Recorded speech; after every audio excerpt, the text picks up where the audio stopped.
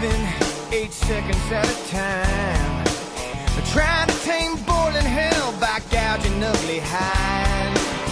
No room for fear, if you got it, find a door, cause this ain't the place to find out you ain't cowboy to the core. I got a number on my back, scarred up chaps, spurs strapped to my boots. The ride of my life, a ton of dynamite waiting to blow sky high in the chute. I pull my rig up tight, wrap my hands suicidal like every time before. Pull my hat down low, move up on my rope, nod my head, let's go and get cowboy to the core. So being Miss Rodeo America is essentially the title of spokeswoman for the sport of professional rodeo, which would be the Professional Rodeo Cowboys Association and the Women's Professional Rodeo Association. And so I travel all over the country to different events doing a lot of promotional work, and then inside the arena during the rodeo I serve a couple of different roles. But here I've been presenting the American flag every night during the national anthem and carrying different sponsor flags before each event, because without sponsors we don't have a rodeo. And so I travel and promote the sport of rodeo. All right, so this would be called a head rope, which is a rope that we would rope a steer's horn with and use in the event of team roping. And so that's what we were practicing here on this black dummy. You see the team roping head of the steer's head. And so what I would do is I would hold my extra coils, which are the extra part of the rope, in my left hand, and you're going to swing with your right hand, and this is called your loop. And the spoke is here between the Honda, which is this part of the rope, and my hand. It's the extra piece of rope where I get my control. And this is the weight of my rope, which is the tip. And so I'll take my rope. Whoop, I'll untwist it first. And I will be lifting my, let me step out of those kiddos' ways, but I will lift my hand by my head and then swing and rotate my wrist to get the swing that I desire. So I'll swing it like this. And I want to be able to see through my loop. Do you see when it goes around my head that I can see through it? I don't know if you can see that, but I can see through it. And so I'll aim at my target because I can see through my loop. So I'll just throw it like a baseball if I were to catch something. And so I don't want to do that right now because I don't want to catch you guys, but oh, there's the steer. It's ready. Just like that.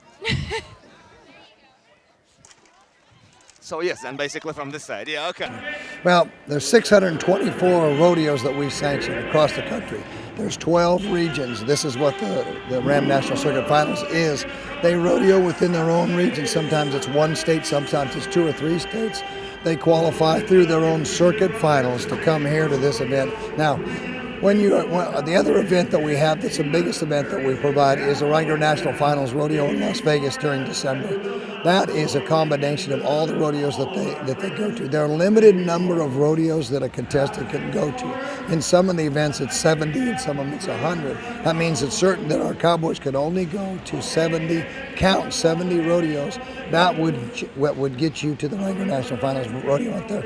That's a $10 million prize money in 10 days out there at the finals. Well, we're in our 81st year, so it's been 80 years since the association came together. Of course, in the old days, way back, the cowboys competed against each other from ranch to ranch to ranch. The big ranches at the time sent their cowboys to a central location, and then they competed just for bragging rights more than anything else. It's a bragging rights deal. So that evolved into a contest, and the contest obviously today took 80 years to evolve into what we have it today, when it's a professional organization, about 6,000 competing members. There's about 10,000 regular members, but about 6,000 competing members, and then 624 rodeos. Now the rodeos they're every different size. So if you go to Texas, you'll find out that there's many more rodeos than there is if you went to the East Coast and tried to participate in Atlanta, Georgia, or any place else down there. This one is an exception because it's in the Southeast. But if you go across the country, the majority of what we do in rodeos in the west of the Mississippi, not that we don't have great rodeos over here, but we do have west of the Mississippi as the primary, which means our cowboys live geographically in that general area out there, and they take the opportunity to come back and forth. Well, I personally am a fifth-generation cattle person, and my heritage goes back to the late 1800s when my great-great-uncle raised horses for the cavalry in Butte, Montana. And when we talk about the livestock industry today and beef being raised, it's not the breed, it's the people who raise them and perfect beef and husbandry of cows, calves, and bulls, and how we help feed the world with beef. Well, in the rodeo business, there were cowboys, and in America, it basically really started in the days of the long cattle drives that came out of Mexico. And they brought the cattle into Texas and on to Oklahoma and into Kansas to the railheads where they graze those cattle and raise them and take them to the railhead. A lot of people don't understand this, but the original cowboys were the gauchos out of Mexico, and 70% of the cowboys were black cowboys, because what was available as they came into the United States in Texas and the Southeast and brought people to it. There were guys that they worked for 50 cents or $1 a day, had to break a horse every morning in order to ride them, and they went through cattle drives 365 days a year, regardless of the environment, rain, hail, snow, freezing temperatures, or 120 degrees above zero. 2012 champion of the world. This is Jesse Wright in Hancock. Oh, ready.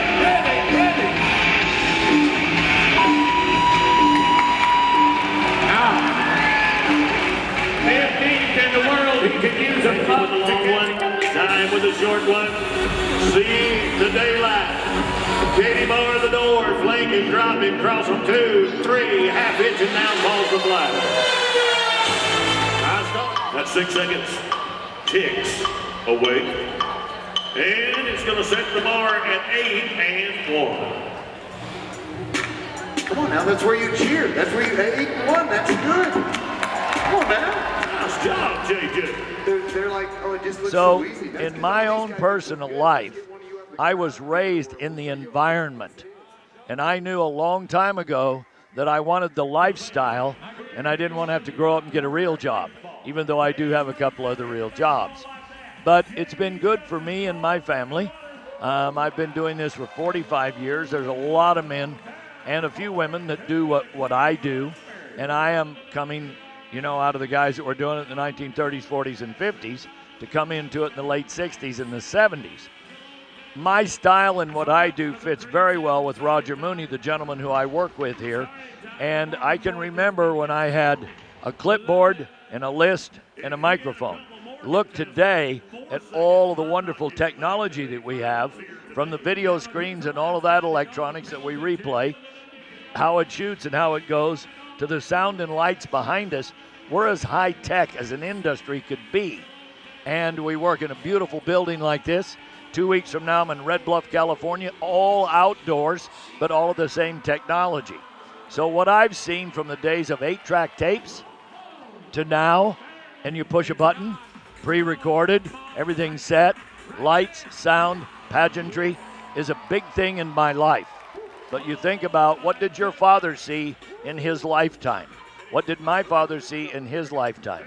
What have I experienced?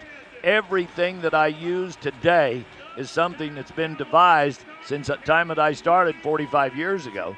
And now it's extended my career, extended my life, it's extended my database, because the information that I have now can also be set electronically. The rodeo business is a stimulant for economic impact in small towns and large cities.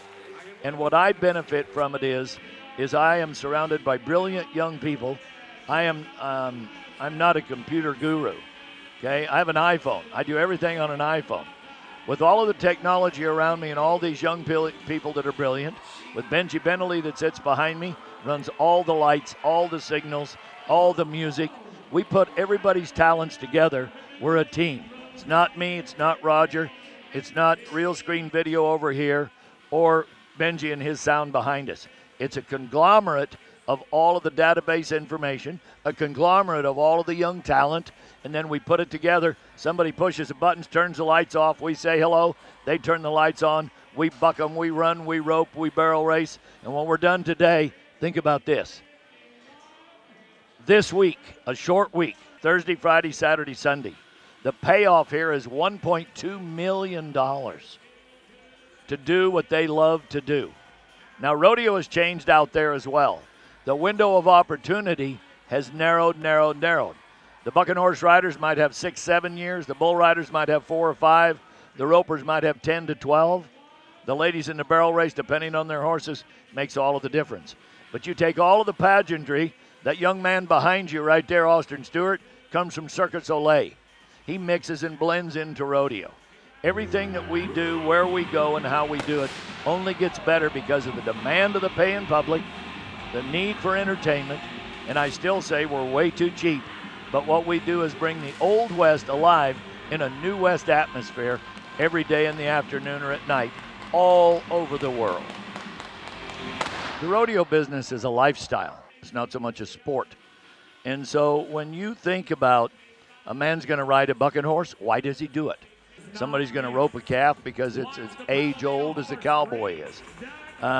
When we go to the team roping competition, 2 men are going to do it because that's still the way it's done today in the pasture in America, or let's say it's North American continent.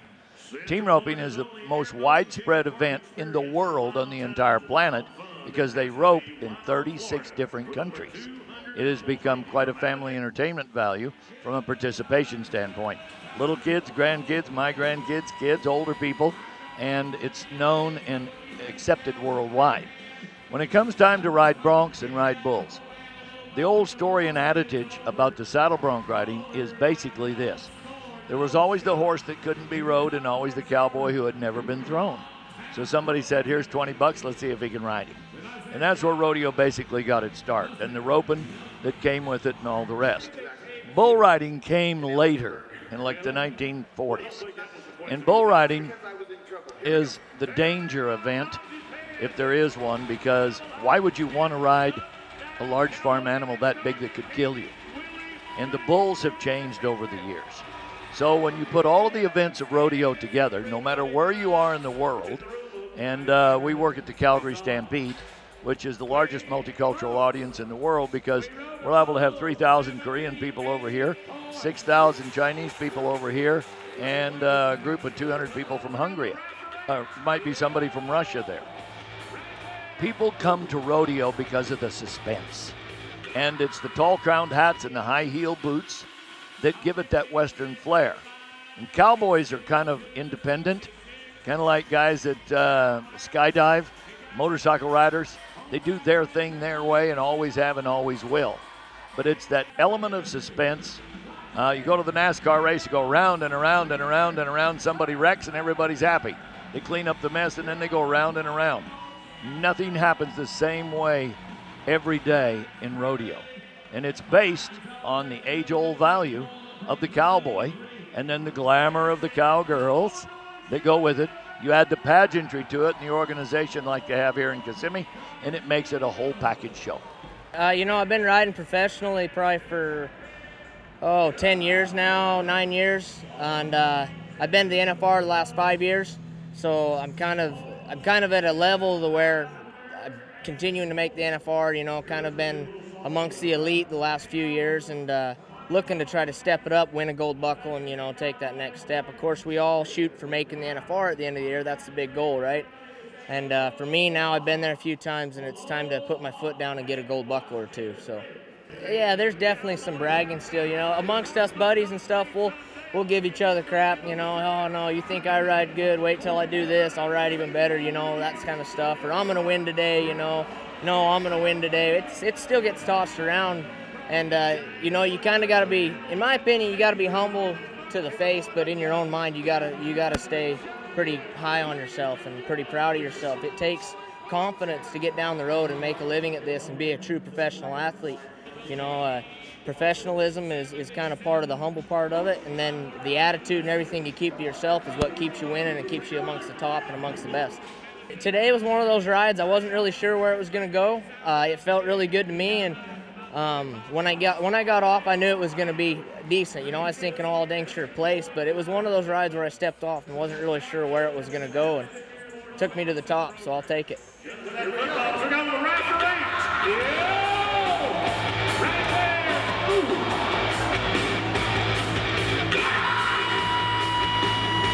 Get out of there, buddy, get out of there. All right. All right. Right foot. Nope. Garrett Smith. Yes. Woo. Oh, my God.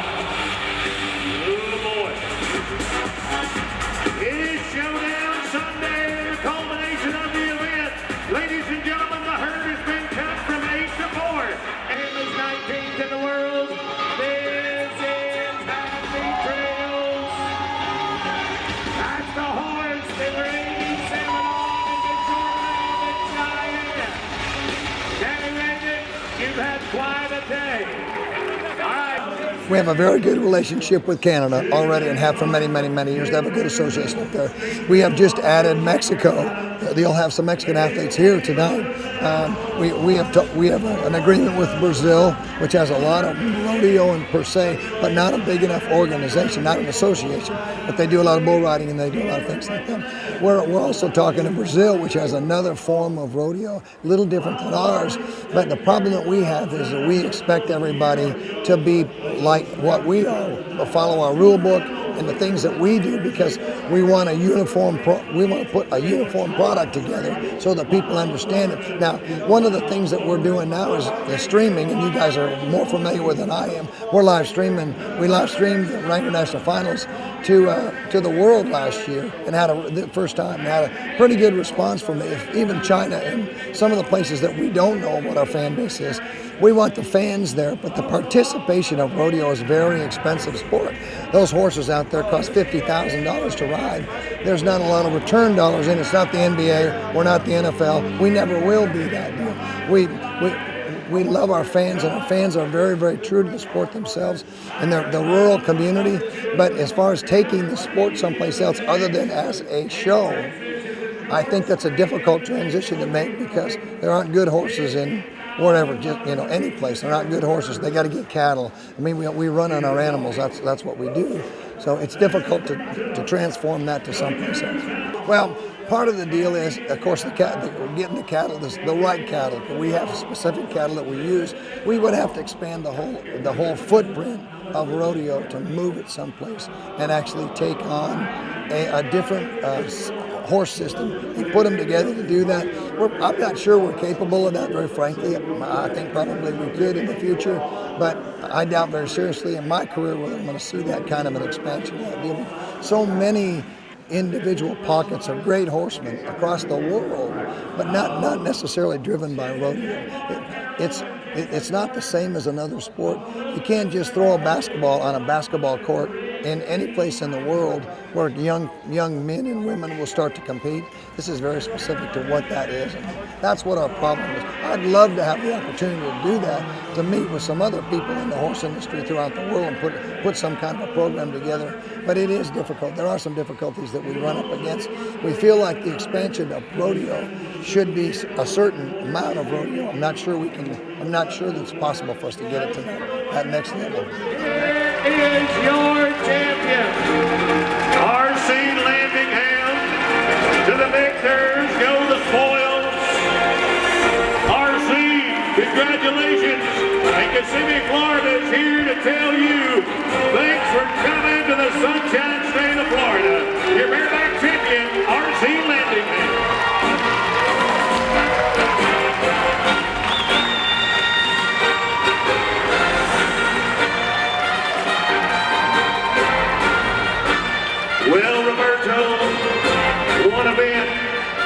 Ушул менен биздин америкалык радио өтөлү болбода соңуна чыкты. Сиздердин болгон мен Карманбек.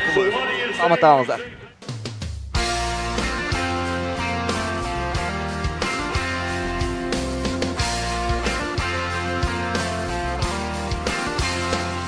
Your daddy told you I got no direction. A pickup and a camper ain't a hole.